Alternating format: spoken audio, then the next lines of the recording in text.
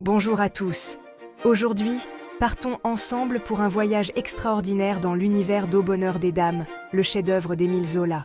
En 3 minutes seulement, je vous invite à percer les secrets de ce roman incontournable. Au bonheur des dames nous transporte au cœur du Paris du 19e siècle, une époque en pleine mutation sociale et économique. Notre histoire suit Denise Baudu, une jeune femme de province qui arrive à Paris avec ses 2 frères après le décès de leurs parents. Elle trouve un emploi au Bonheur des Dames, un grand magasin en pleine expansion, symbole même de la modernité. Denise est un personnage fascinant. D'abord timide et innocente, elle révèle une détermination et une force de caractère incroyables. Dès ses débuts, elle affronte de multiples obstacles, dont la jalousie et la rivalité de ses collègues. Mais sa persévérance lui permet de gravir les échelons, la propulsant au rang de figure incontournable du succès du magasin. À ses côtés, nous rencontrons Octave Mouret, le charismatique propriétaire du Bonheur des Dames. Véritable visionnaire, Mouret est obsédé par la transformation de son magasin en un temple de la consommation. Séducteur et impitoyable à la fois, il déploie toutes les techniques modernes de marketing pour attirer les clientes et les pousser à l'achat. Sa relation avec Denise évolue de façon complexe, insufflant une profondeur émotionnelle à l'intrigue. Enfin, parlons de Geneviève Baudu, la cousine de Denise.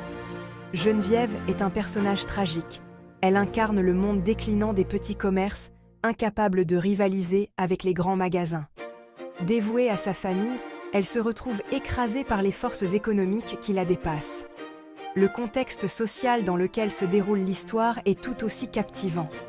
Zola dépeint avec une précision saisissante l'essor du capitalisme et l'impact de la révolution industrielle sur la société parisienne. Les boutiques traditionnelles disparaissent, remplacées par les grands magasins, symboles de modernité et de progrès, mais aussi de destruction et de désespoir pour ceux laissés pour compte. En conclusion, Au bonheur des dames est un roman d'une richesse exceptionnelle, tant par ses personnages que par ses thèmes. Il nous offre un panorama saisissant du Paris du 19e siècle et explore les dynamiques économiques et sociales de l'époque.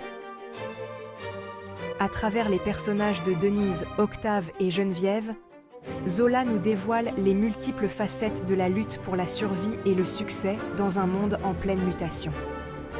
C'est une lecture captivante et instructive, un véritable classique de la littérature française que je vous invite chaudement à découvrir. Merci d'avoir suivi cette exploration littéraire. À bientôt pour une nouvelle aventure.